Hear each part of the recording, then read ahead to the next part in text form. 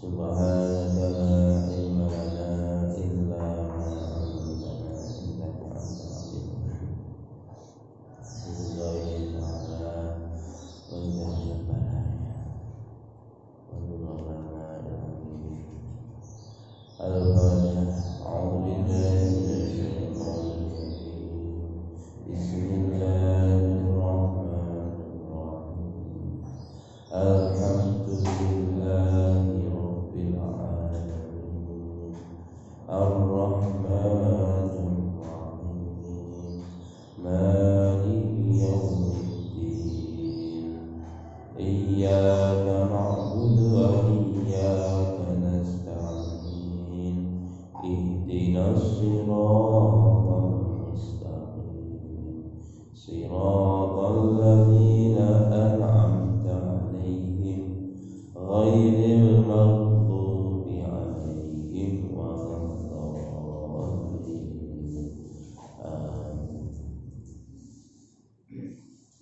A'udzu billahi minasyaitonir rajim. Faman hajjaka fihi min ba'di ma ja'aka minal ilmi faqul ta'alau nad'u abna'ana wa abna'akum wa nisa'ana wa nisa'akum wa anfusana wa anfusakum thumma nabtahil fa naj'al la'natallahi 'alal kadhibin.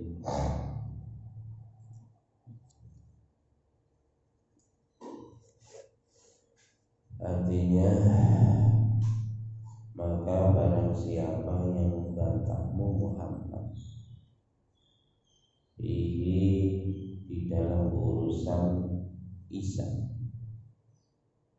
membagi majalah setelah datang kepadamu apa yang kami wahyukan, yaitu Al-Quran minal ilmi, dari ayat-ayat yang kemarin yang sudah diturunkan mulai awal, cerita tentang Nabi Isa alaihissalam dan kehidupannya mulai lahir, bahkan sebelum lahir, bahkan dari neneknya sampai naik ke langit dan turun lagi sampai nanti wafat.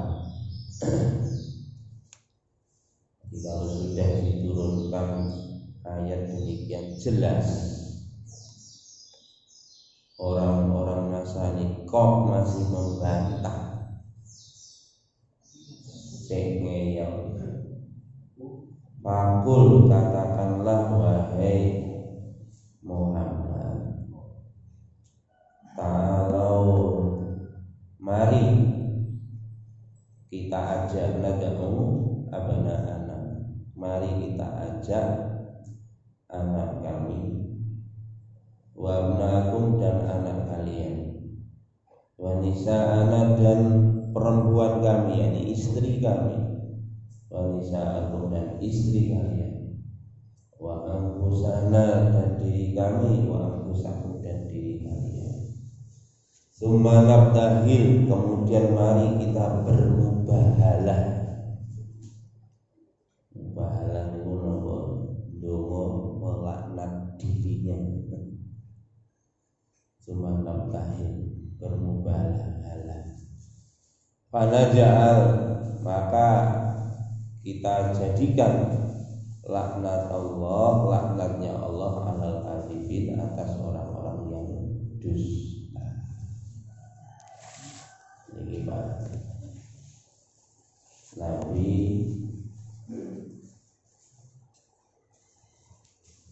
diperintahkan oleh Allah, wong Nasrani iki ngeyel, jangan mubahalah saja.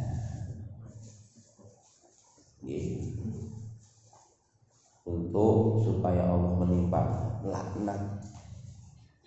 Untuk siapa? Nah, kon gak percaya karo wahyune Gusti Allah. Nah, ngono mari kita buktikan. Kamu yang betul atau aku yang betul. Maka kita doa minta laknatnya Allah. Nanti nanti laknatnya Allah akan ditimpa kepada orang yang bohong, kepada orang yang dusta. Itulah namanya mubahalah. Nanti kita jelaskan mubahalah di belakang. Itu artinya seperti itu. Aina huruhu fi halil mubahalati, di dalam kondisi mubalah itu tidak hanya kamu dan saya, tapi mari kita ajak istri kita, anak kita ajak semua, diajak mubahalah bareng. Nanti laknat Allah akan ditimpakan pada kamu, sak keluargamu, sak keturunanmu, atau sak keturunanku kalau saya dusta. Mubahalah itu apa? Ainal-an, artinya doa untuk melaknat.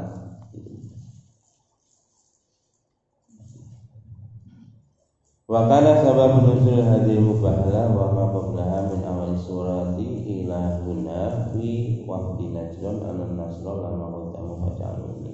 Ini sabab nuzul, kita terangkan ayat tentang mubahalah ini dari awal surat Ali Imran ini sampai ayat ini. Ada karena kedatangan orang-orang Najran seperti yang sudah saya sampaikan dulu tadi. Sesungguhnya orang-orang Nasrani ketika datang, maka mereka membantah terhadap apa yang disampaikan oleh Nabi, wahyu dari Allah tentang Isa alaihi salam. Mereka tetap berpegang pada prinsip mereka bahwa Isa itu pada dirinya ada sifat nubuwah dan ada sifat ilahiyah. Jadi mereka berpegang pada prinsip bahwa pada diri Isa itu ada sifat kenabian juga sifat ketuhanan, dua-duanya. Maka diturunkanlah ayat ini sebagai bukti, sebagai penolakan atas pendapat mereka atau prinsip teologi mereka, sebagaimana yang telah diceritakan oleh Imam Muhammad bin Ishaq bin Yasar dan lainnya. Telah berkata Ibnu Ishaq di dalam cerita yang masyhur dan lainnya, telah datang kepada Rasulullah SAW satu kabilah Nasrani dari Najran sebanyak 60 penunggang kuda. Di dalamnya ada 14 laki-laki yang paling hebat, paling mulia di antara mereka. Yang mana mereka itu adalah para pembesar-pembesar di negeri mereka. Jadi 14 itu adalah tokoh-tokoh nomor 1 di sop terdepan di Najran. Termasuk di dalamnya Al-Aqib, ya. 14 orang itu siapa saja namanya Aqib. Yang nomor 7 namanya Aqib. Al-Aqib. Atau nama panggilannya Abdul Masih. Hambanya Isa. Kalau kita enggak boleh pakai nama ini, kan syirik. Ya. Karena kita menghamba kepada mestinya kita kalau mau punya nama anak kita Abdullah, hambanya. Hati-hati. Ambil jenengan kan kok syukur buka ini tulisan Arab cerita ini langsung diwehi anaknya jenis Abdul Masih. Wah, ini musyrik. Karena kita tidak boleh menghamba kepada makhluk, kita hanya menghamba kepada anak orang berikutnya namanya Sayyid. Dan ini adalah termasuk pimpinan mereka.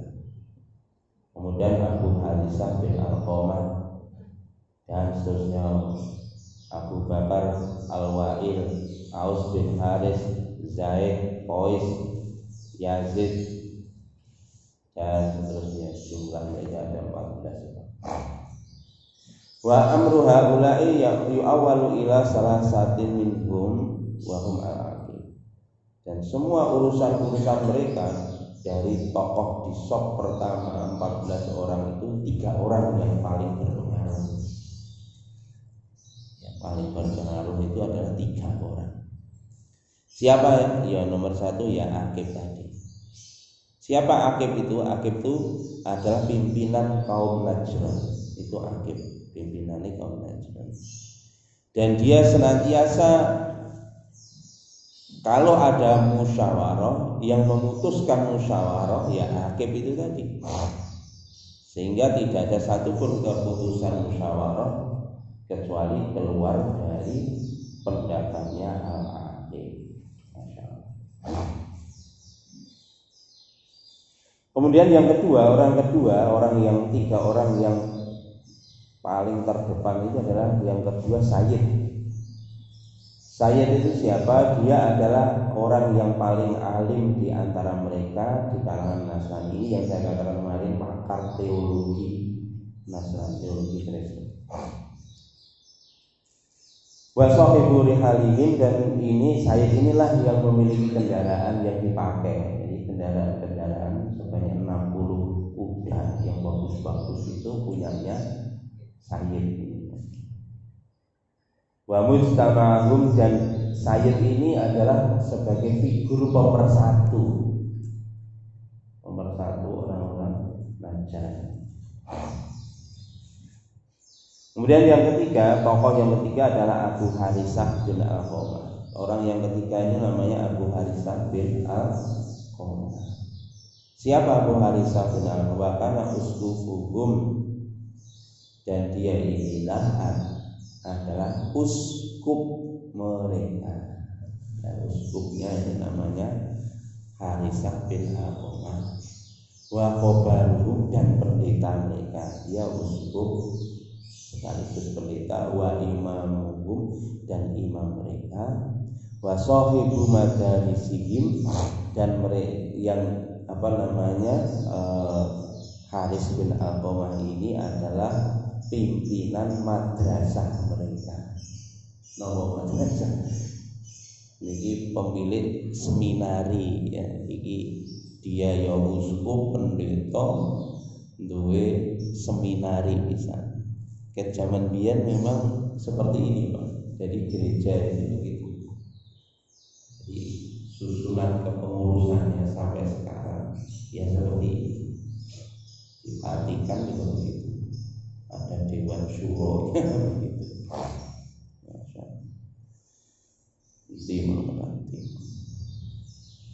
Wa kana rajulan minal Arab. Ini Haris bin Alqamah ini aslinya orang Arab asli. Karena rajulan minal Arab, orang Arab asli dari Bani Bakar bin Wahid. Tetapi Haris bin Alqamah ini telah masuk agama Nasrani.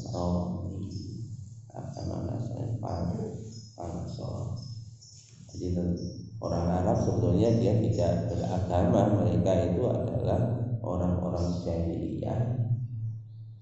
Sebagian ada yang menyembah api dan lain sebagainya. Tapi Haris bin Alqamah ini telah menjadi Nasrani. Karena dia masuk agama Nasrani, fa'adhamatul Rum, maka Raja Romawi memuliakan dia. Wa mulukaha wa syarafuha, maka diberikanlah dia kekuasaan. Wa banu lahu, karena Raja Romawi akhirnya membangunkan kepada ini tadi uskup Haris bin Alqamah tadi banyak gereja, tidak hanya satu gereja. Jadi uskup ini jadi pimpinan para pendeta yang membawai banyak gereja di Najran. Membawai gereja yang banyak, membawai seminari, membawai masyarakatnya. Di dalam riwayat belakang Pak, pengikut Nasrani di Najran itu ketika berkumpul itu mencapai 120.000 orang pada waktu itu. wa aqdamu lama ya'lamunahu min salabatihi fi dinihim wa qad kana ya'rifu. Dan ini Harisah bin Alqamah ini, uskup ini didukung penuh oleh kerajaan Romawi. Dukung penuh, baik dukungan moral, dukungan finansial, bahkan orang-orang itu memuliakan Haris ini tadi, dimuliakan dia, ditempatkan di tempat yang luar biasa lah, diberi kehormatan yang luar biasa, diberikan berbagai macam fasilitas. Dan kenapa demikian? Karena Haris bin Malik ini sangat berpegang teguh dengan agama Nasrani, sangat berpegang teguh terhadap agama Nasrani. Padahal dia sudah tahu kedatangan Rasulullah Shallallahu Alaihi Wasallam, dan dia juga tahu sifat-sifatnya Rasul, bahwa Rasulullah itu adalah Nabi yang terakhir. Dia tahu karena membaca kitab-kitab dia telah melakukan kajian, melakukan identifikasi bahwa Muhammad memang adalah Nabi yang terakhir utusan Allah. Tetapi dia tetap tidak bergeming dari agamanya, dari Nasrani.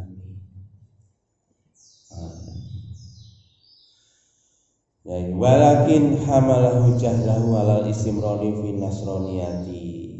Jadi walaupun dia tahu kebenaran yang dibawa oleh Muhammad, tetapi dia tetap berpegang teguh dengan kebodohan mereka dan terus memeluk agama Nasrani.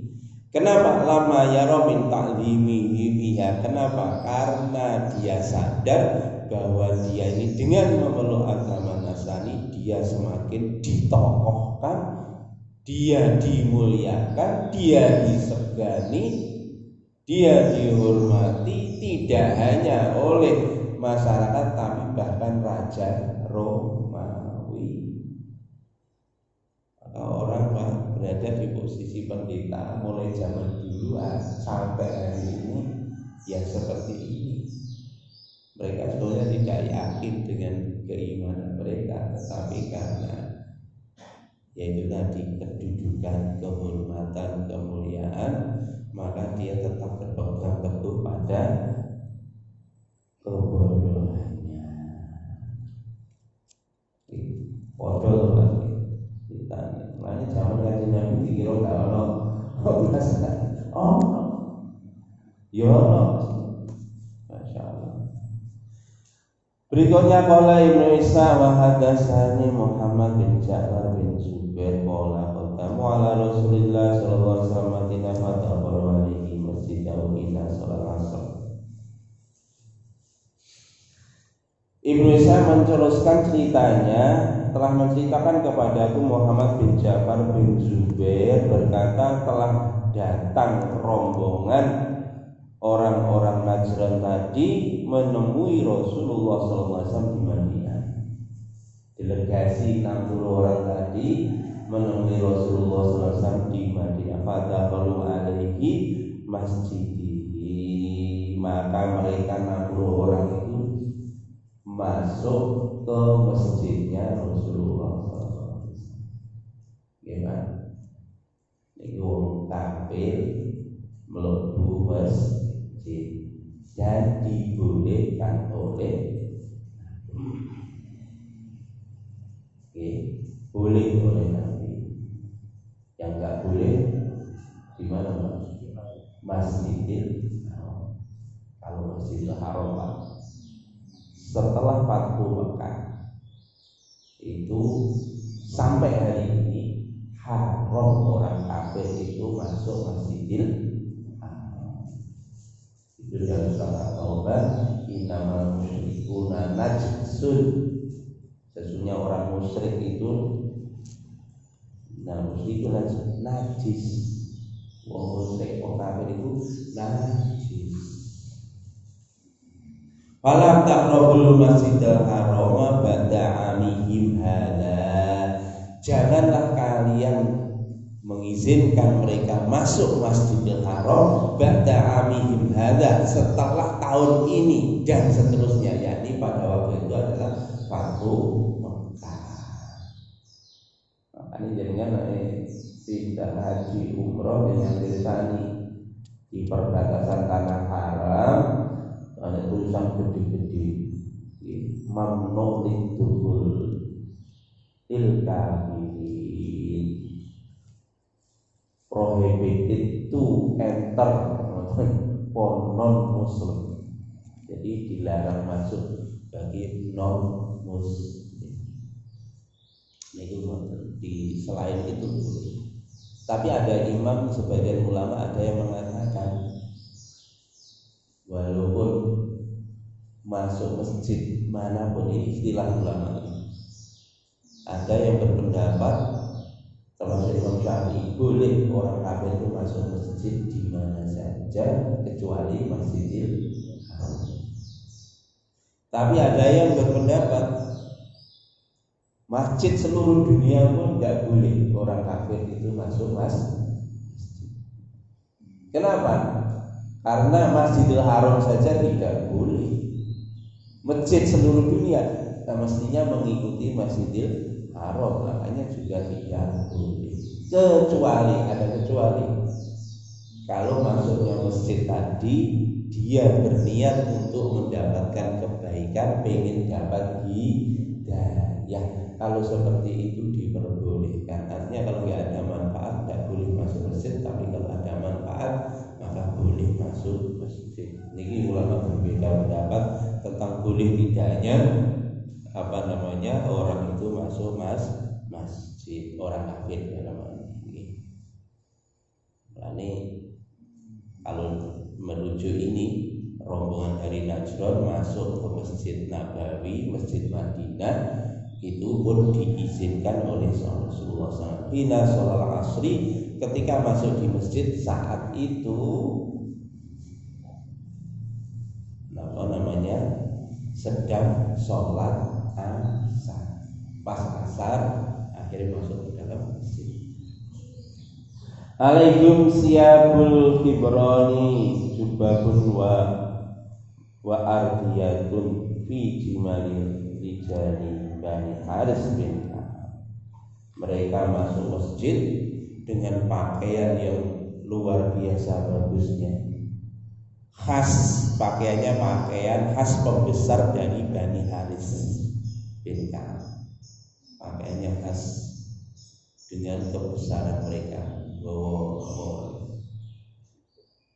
Ya coba ya anu nih kalau nabi sudah nih kalau nih toga ya. kami seperti itu, seperti di keuskupan dia pakai baju itu pakaiannya baru bagus.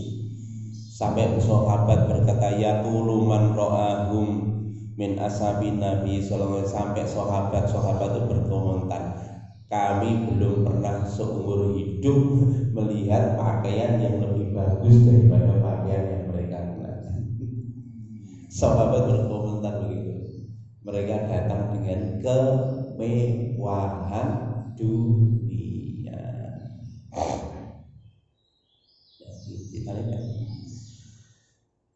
Yaqulu man ra'ahum min ashabin Nabi sallallahu alaihi wasallam ma ra'ayna ba'dahum wafdan mislahum wa qad halat salatahum faqamu fi masjidi Rasulullah sallallahu alaihi wasallam faqala Rasulullah da'uhum fasallu ilal masyriqi.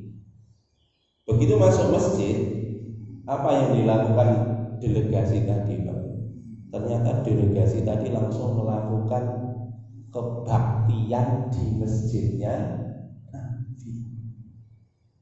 Untuk melakukan kebaktian di dalam masjidnya Nabi. Begitu sahabat melihat mereka mau sembahyang, mau dicegah oleh, tapi Nabi katakan da'uhum, biarkan mereka. Fasallu, maka mereka bersolat yang kebaktian ilal masyriqi, menghadap ke timur.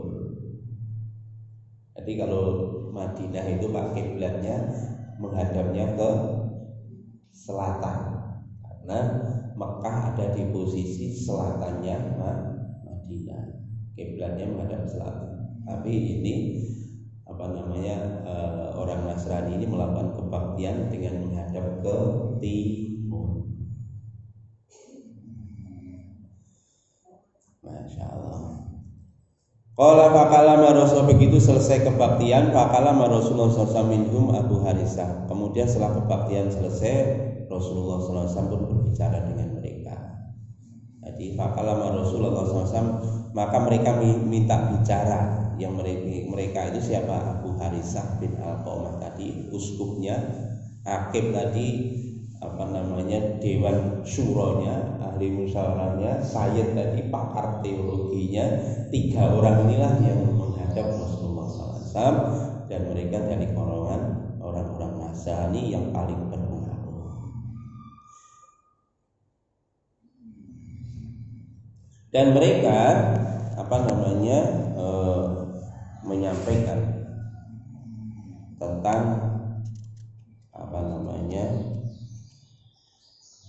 menyampaikan tentang konsep-konsep teologi agama Nasrani kepada Rasulullah SAW.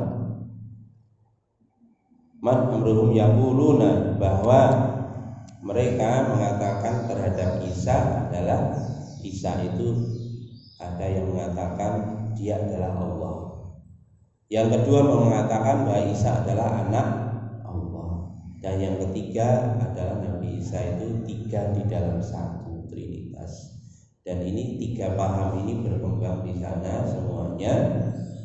Maka disampaikanlah kepada Rasulullah SAW akan konsep-konsep ketuhanan yang mereka anut. Kemudian mereka menjelaskan lagi, kenapa kami kok berpendapat bahwa Isa itu adalah Tuhan. Mereka berpendapat Isa itu adalah Tuhan. Apa alasannya? Bi'anau karena yuhyil mauta, karena Isa bisa menghidupkan orang mati. Wa yumriul akmaha wal abrasa, Isa bisa menyembuhkan orang yang buta dan orang yang belang, dan berbagai macam penyakit secara langsung tanpa melalui pengobatan, hanya dengan ya dirapal neomo. Ya sebenarnya doa, tapi di mata mereka itu mereka menganggap Tuhan. Kenapa? Karena buktinya bisa menghidupkan orang mati, menyembuhkan orang yang buta dan belang dan berbagai macam penyakit, kemudian menceritakan berita-berita yang gaib. Ini alasannya kenapa mereka menjadikan Isa itu sebagai Tuhan. Bahkan Isa itu bisa membuat tanah liat bentuk burung menjadi burung sungguhan. Waladzalika kulluhu bi amrillah. Ini semua menunjukkan bahwa dia itu adalah Allah. Wa yaj'alu Allah ayatan linnas. Itu yang pertama pendapat mereka, kalangan orang Nasrani, bahwa Isa itu adalah Tuhan. Kemudian yang kedua, mereka berpendapat bahwa Isa adalah anak Tuhan. Kenapa? Lam yakun lahu abun ya'lam. Kenapa mereka beralasan Isa itu anak Tuhan? Karena dia tidak memiliki ayah. Yang kedua, buktinya apa? Waqad takalam fil mahdi bi syai'in lam yasma'u ahadun min bani Adam qablahu. Yang kedua, buktinya dia bisa bicara ketika masih bayi, dan itu kejadian itu tidak pernah ada mulai zaman Nabi Adam, nggak pernah ada, kata mereka begitu. Ini bukti ini, makanya dia juga sebagai Tuhan, juga sebagai anak Tuhan itu. Wa yahtajuna ala qaulihim inna salisu salasa bi qaulihi ta'ala. Ada yang mengatakan bahwa Tuhan, ya, Isa itu adalah 3 dalam 1 di dalam 3. Kenapa? Karena Isa itu sering mengatakan fa'alna wa amarna wa khalaqna wa qadayna. Jadi kami memerintahkan, kami yang menciptakan, kami yang memutuskan.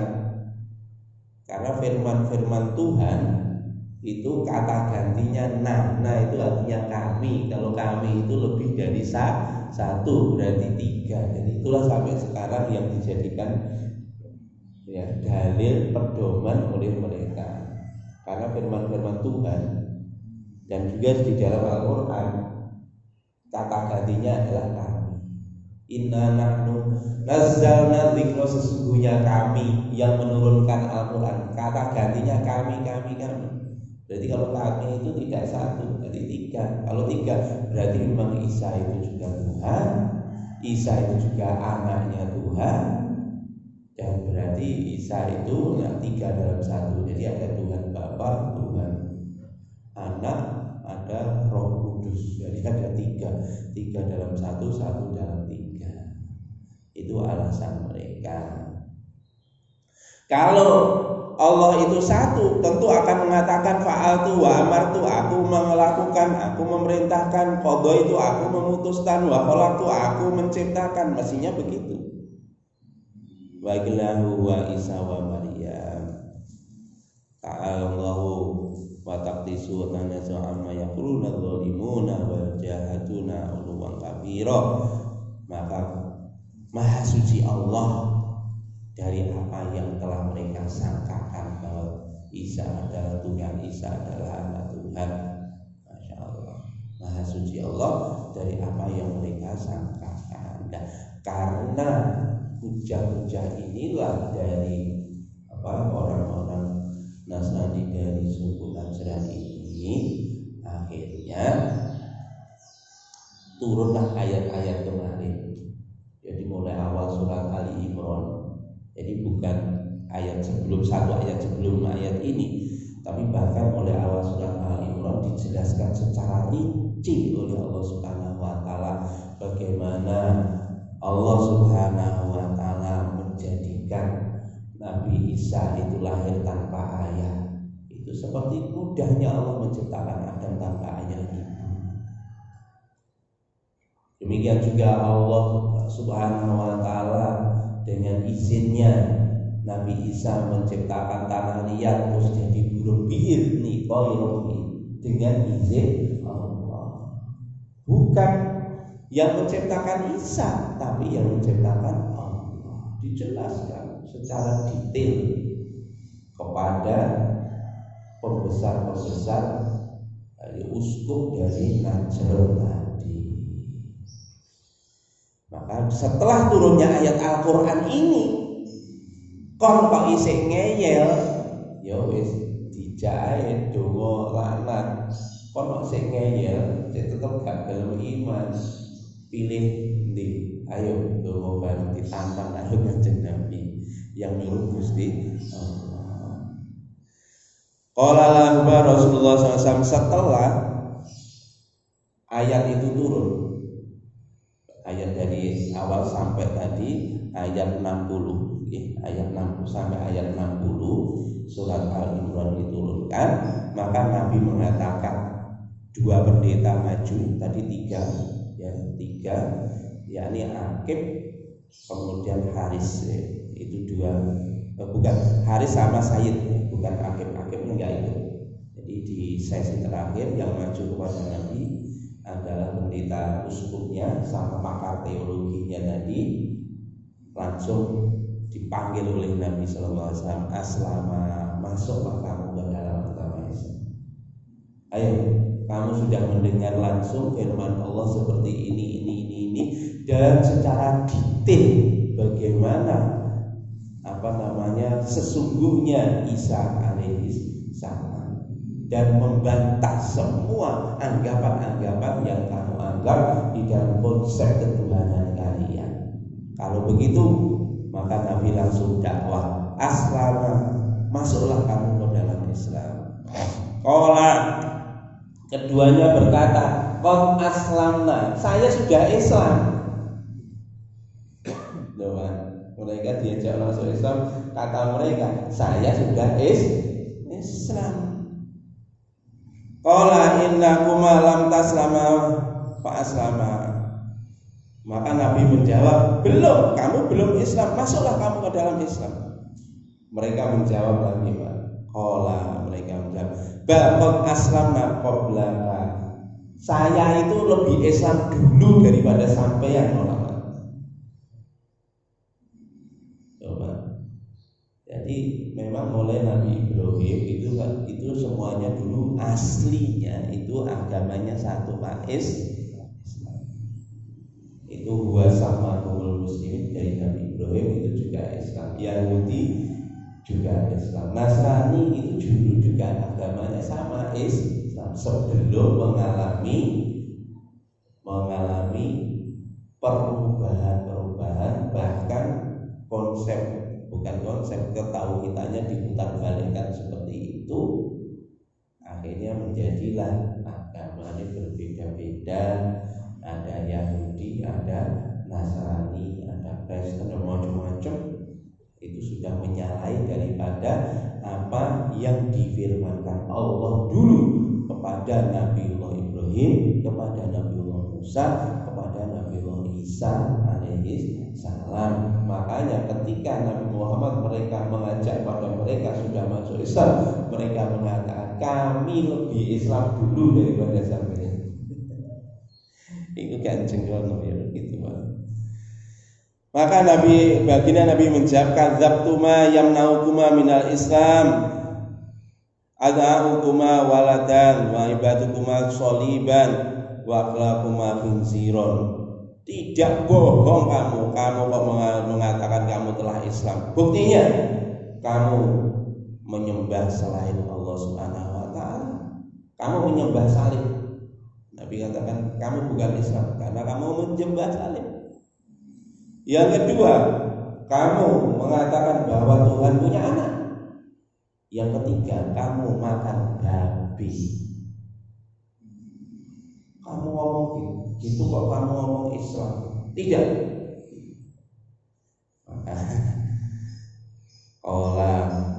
Akhirnya begitu Nabi berhujah begitu, langsung dua orang tadi, uskup sama sayyid tadi, pakar teologinya langsung mengatakan, wahai Muhammad, siapa kalau itu ayahnya Isa?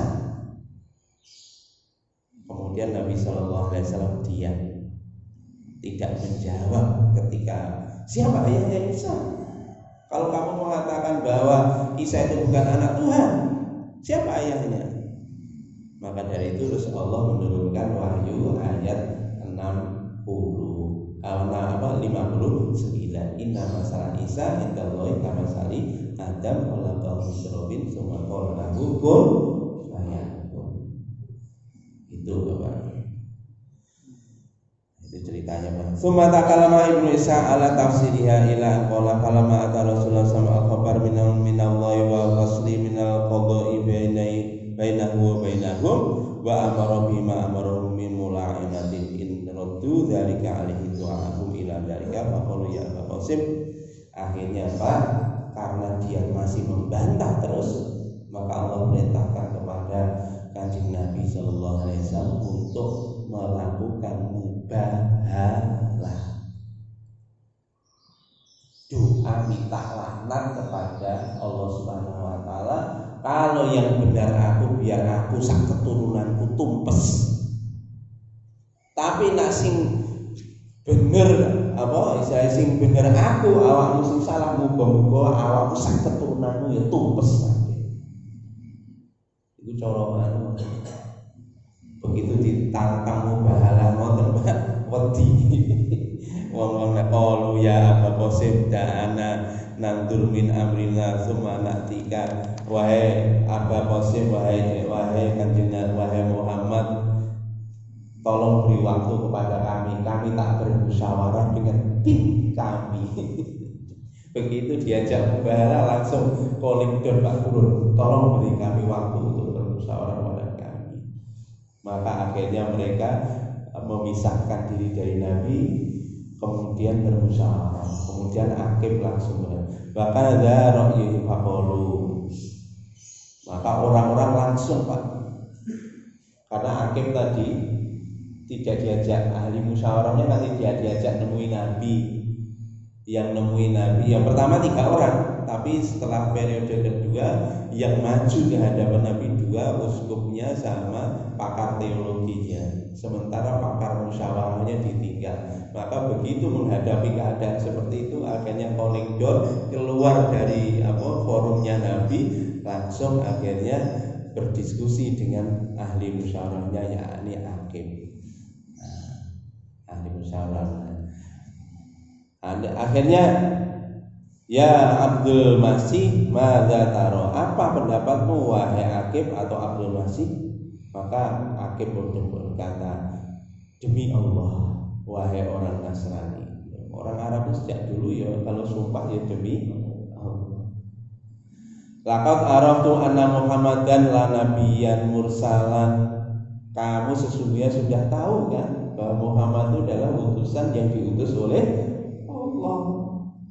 Walaqad ja'akum bil fasli min khabari sahibikum, dan Muhammad telah datang dengan membawa berita yang rinci mengenai Isa. Walaqad alimtum annahu mala ana qaumun nabiyyan qatun fa baqa qabiluhum wala nabatun sahiruhum. Dan kamu pun tahu resikonya. Kalau kamu bermubahalah doa minta supaya dilaknat oleh Allah Subhanahu wa taala, kalau itu yang melakukan Nabi, pasti kamu dan seluruh anak cucu kamu akan habis, akan mendapat laknat dari Allah Subhanahu wa taala, tidak tersisa sedikit pun. Itu sudah akhirnya diperingatkan kalau si Aqib. Wa innahu la istisalu minkum in fa'altum. Kalau kamu melakukannya, berani bermubahalah dengan Nabi, siap-siaplah dengan resiko itu. Matek kabeh kon sak keturunan diomongi karo ahli musyawarah itu. Fa in kuntum abaitum illa fautinikum wa ikum ala ma antum alaihi minal qawmi. Kalau begitu gini saja wis. Berdamai saja. Minta kepada Nabi supaya dibiarkan wis. Jadi aku akan tetap pada agama kami, kamu Muhammad silakan kamu mengamalkan agama kamu. Tapi Nabi kemarin sudah saya sampaikan kan, sebelumnya kamu sudah kirim surat, pilihannya 3 masuk Islam, kalau enggak 2 bayar jizyah dan kamu damai. Dan yang ketiga akan diperangi. Maka akhirnya mereka sepakat kalau gitu kami bayar jizyah saja. Gak wani, akhirnya mereka minta bayar jizyah.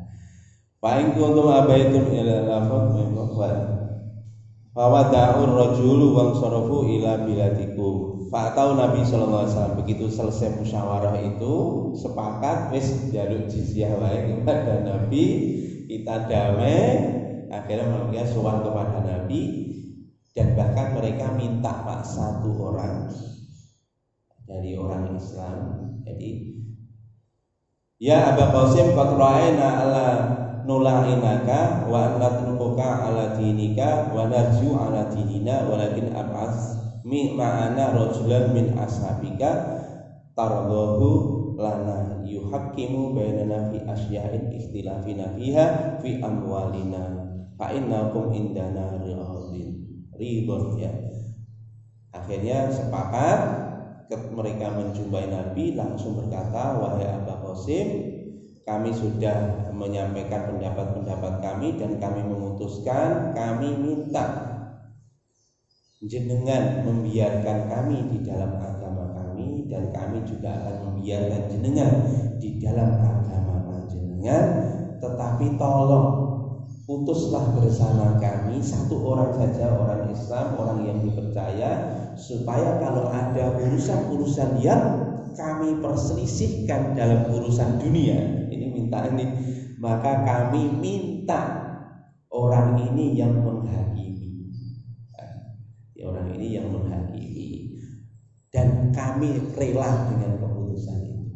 Akhirnya setelah itu Pak, di Najran itu dikirim, ini singkat cerita Pak, pergawis awan, dikirim Abu Ubaidah bin Jarrah oleh Rasulullah SAW untuk menemani rombongan ini balik ke Najran, dan Abu Ubaidah bin Jarrah inilah akhirnya yang menghakimi mereka jika mereka terjadi perselisihan masalah harta, bukan masalah tauhid, karena tauhid mereka tetap tidak mau.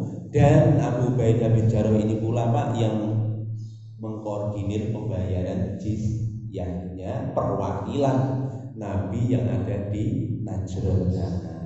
Itu pun ceritanya panjang betul itu Pak. Jadi itu, maka dari itu Pak Allah, mudah-mudahan dari cerita ini ambil pelajaran dari kita. Satu hal Pak sebelum saya tutup, jadi ini tadi kisah namanya mubahalah. Mubahalah itu doa minta dikutuk oleh Allah kalau ada persoalan yang tidak bisa diputuskan, masing-masing bersikukuh dengan kebenarannya masing-masing, gongi seperti itu. Tapi tolong Bapak ingat, kisah ini Nabi bermubahalah dengan orang kafir. Tolong nak podo Islame ya Bapak, oyola-oyolan. Goro-goro perbedaan pilihan, goro-goro perbedaan gendero, terus nantang mubahalah, ini terus piye kira-kira? Karena ini Pak, kisah mubahalahnya Nabi, dan itu dirilis oleh Allah dalam Quran, itu antara Nabi dengan pendeta Nasrani. Kalau sampai mubahalah sama pendeta silahkan, tetapi kalau kepada sesama umat Islam Pak, kenapa jangan? Iya, kita loh orang Islam itu saudara, podo Islame Pak dulur. Bahkan kita wala tabaghadu, jangan saling membenci, bermusuhan. Wala tanajasu, jangan saling mencaci. Wala tahasadu, jangan saling hasud, iri, dengki. Wakana apa? Dan sesungguhnya kalian adalah bersaudara. Makanya apa ini Pak? Bahkan Pak, akrim man dzalama, kata Nabi, muliakanlah orang yang menzalimi kamu. Nah, kita difitnah, kita dihina, jangan dibalas ngotot sampean. Bahkan doa mengutuk, jangan. Tapi mereka kita maafkan. Itu Bapak yang dirahmati Allah Subhanahu wa taala. Mudah-mudahan pertemuan kita ini diberikan keberkahan Allah sehingga kita menjadi pemahaman dan kita mengamalkan apa yang difirmankan oleh Allah Subhanahu wa taala. Sekali lagi, kalau kepada orang beriman kita mesti saling berkasih sayang di antara satu dengan yang lain. Ini kalau menghadapi orang kafir, ya seperti Nabi Sallallahu Alaihi Wasallam telah menghadapi orang kafir, dan Allah telah memberikan wahyu kepada Nabi Sallallahu Alaihi Wasallam, dan insya Allah pasti Pak, Allah akan berikan kemenangan kepada orang-orang beriman.